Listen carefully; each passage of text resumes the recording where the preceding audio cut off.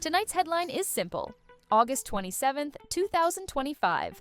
A press conference clip out of Greece hit every feed, and the captions say Giannis Antetokounmpo just ripped the Milwaukee Bucks for dragging their feet. It sounds explosive. But stay with me, because the full picture is more complicated and way more important than a single hotline at a podium. Here's the context you need in the first 12 seconds. Eurobasket tips today, and Greece opens against Italy tomorrow night.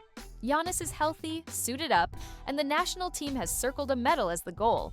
But the last 2 weeks were messy. Insurance, paperwork, and a written okay from the Bucks kept him out of prep games and turned a routine clearance into a storyline that now bleeds into the NBA. So what looked like a simple presser became a referendum on power. On one side, a two-time MVP who wants to play for his country. On the other, an NBA franchise that pays him supermax money and carries the injury risk. Between them sits a FIBA insurance cap and a deadline everyone argued about on social media before they even knew the rulebook. The viral clip, it shows a calm Giannis fielding questions about the delay. The subtitles go hard, they waited too long, they messed up the deadline, they disrespected the process. But pause the noise. When you watch the full exchange, he doesn't throw a tantrum or name a villain. He speaks like a leader who knows there's a line he can't cross in public, even if the timeline annoyed him behind the scenes. And that's the first twist. The pressure isn't a person, it's a system. FIBA's standard policy doesn't fully cover the mega contracts of a handful of global stars. That means national teams either wait for a team's written sign-off or they find extra coverage. Greece waited, Bucks lawyers reviewed, time passed, fans boiled, and algorithms did the rest. Let's put numbers on it. Giannis is on a contract tier so high that a standard international policy can't absorb the worst-case scenario. The Bucks have a duty to protect a multi-hundred-million-dollar asset. Greece has a duty to field its best player. Both can be true. And when things are true at the same time, the internet picks a side and calls it war. So what actually happened on the ground? First, Greece practiced and played warm-ups without him. Second, a written permission arrived and Giannis joined full contact. Third, the roster locked with him as the headliner. Those are the beats. The debate is what the delay means for the Bucks-Giannis relationship at a time when trade rumors won't die and the East feels wide open. Now zoom out. For Milwaukee, every summer since the title has been a balance between loyalty and urgency. Coaching changes, playoff bruises, and injuries have piled up. Each round one exit weighs heavier than the last. If you're a front office, you read this presser chatter as signal. Keep your star happy, keep the roster deep, and stop giving oxygen to outside suitors who would move heaven and earth to get him. For Greece, the story is even sharper. This isn't a victory lap. This is a window. The core is experienced, the coach has the room. And with a healthy Giannis, the math on every possession changes. If you're Spanulis, you don't care about NBA discourse. You care about switches, closeouts, and 2 feet in the paint before weak side help arrives. Back to the clip. Why did it explode? Because it fits a pattern sports fans recognize. The star who looks past his employer. That pattern is real across leagues. Soccer, basketball, you name it. But here's the underplayed detail. Giannis has been careful for years to express ambition without burning bridges. He speaks about legacy, about pressure, about standards. He rarely speaks about names, which leads to the second twist. The most important sentence in that room wasn't a slam, it was the medal talk. Our goal is the podium. That line matters because it tells you how he's calibrating risk and reward. He knows every drive in August is a risk to November. He also knows the pride of a medal with Greece is a chapter he still wants to write. Let's test the case against Milwaukee because fairness matters. Did the Bucks neglect a deadline? Maybe they moved slow. Maybe legal wanted belt and suspenders language on a letter. Maybe the insurer needed a number the federation didn't like. All plausible. But neglect implies intent, and nothing in the full exchange proves that. Slow isn't sabotage. Caution isn't contempt. Now the case for pressure on Milwaukee. Delays create narratives. Narratives create leverage. Leverage changes off-season math. When a global superstar spends 2 weeks in limbo right before a major tournament, you invite questions about alignment, about trust, about whether the franchise can still operate at championship speed. That's fair scrutiny for any team with a title standard. If you're a rival GM, this is the scan. First, is there friction I can exploit? Second, do the Bucks look indecisive on key timelines? Third, will Giannis ever push for a move if the playoff ceiling stays low? And if the answers land in the gray, you still make the call, because superstars don't switch teams on clean, quiet Tuesdays. It's always noise, always timing, always a straw that looks small until it isn't. Let's talk basketball, because it actually ties back. Eurobasket reps matter. The reads Giannis gets against switching defenses, the minutes he shares with Slokas in two-man actions, the corner threes Dorsey hits off his gravity. All of that feeds confidence that travels back to the NBA. If he looks dominant this week, the Bucks know the assignment. Build lineups that recreate those advantages on opening night. There's also the health layer you cannot ignore. The Bucks' caution isn't crazy. Every franchise remembers the horror stories, summer injuries that change a season before camp even starts. That risk is why these letters get parsed like treaties. But the flip side is trust. If your star says, "I'm ready, let me go," and you're still not ready, the relationship pays a small tax. Enough small taxes, and it adds up. So what would it take to turn this flicker into a fire? 3 things. 1, a quote that crosses the line into direct accusation. 2, an early Eurobasket exit that looks like a missed opportunity blamed on red tape. 3, an NBA start that feels stale. A familiar script of too slow, not enough shooting, not enough health. If all 3 show up, the rumor mill becomes a machine. For now, the better read is this. Giannis managed the moment. He answered, he kept it competitive, and he gave Greece a clear goal. He didn't pour gasoline, he didn't make the story bigger than the tournament. The internet did that for him. And if you've watched him long enough, you know that's on brand.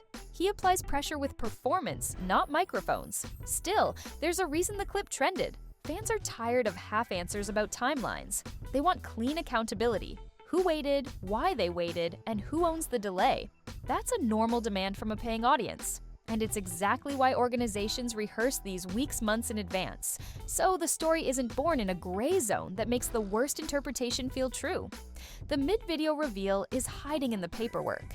The universal policy has a cap. Only a few players on Earth break it. If your salary lives above that cap, the standard fix is an extra layer of coverage or a written guarantee of responsibility. That's not a Milwaukee invention.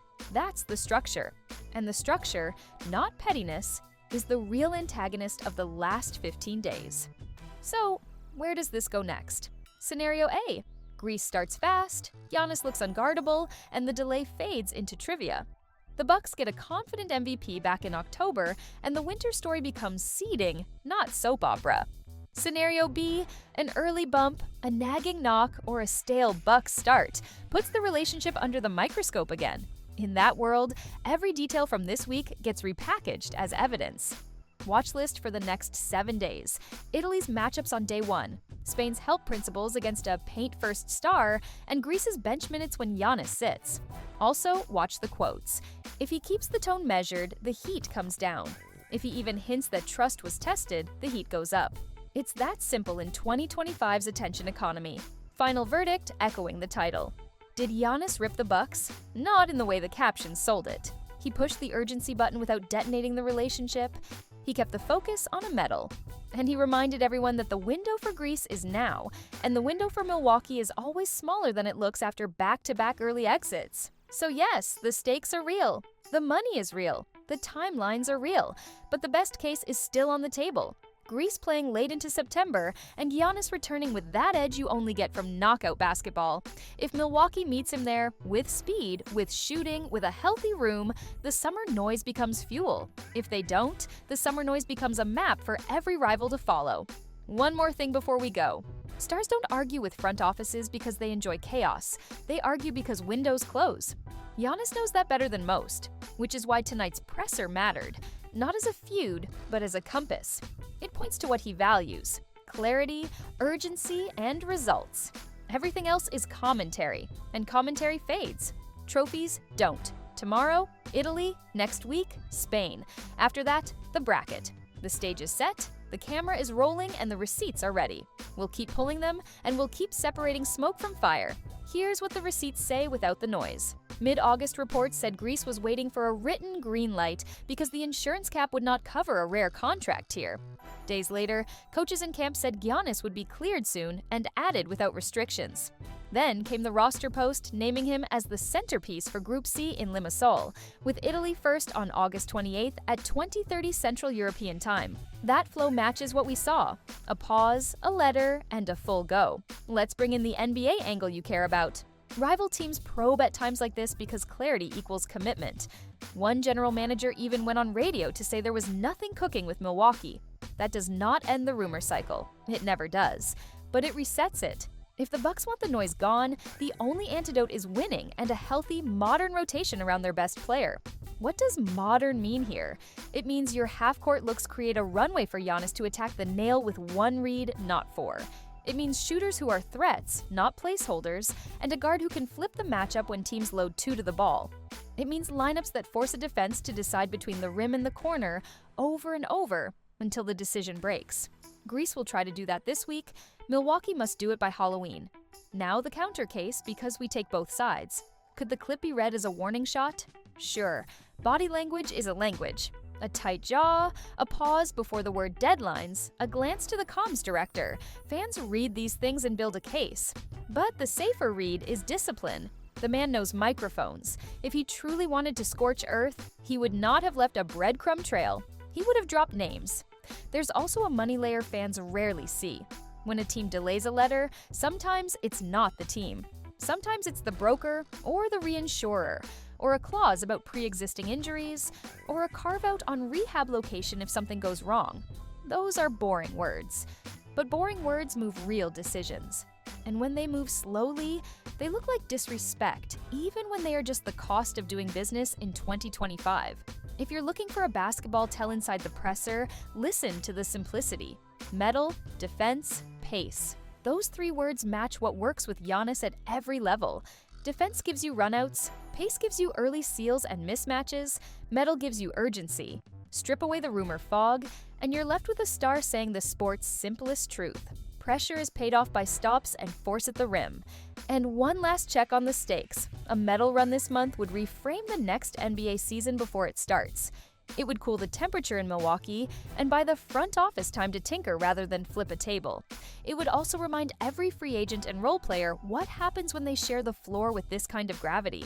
The court tilts, the game simplifies, and windows feel open again.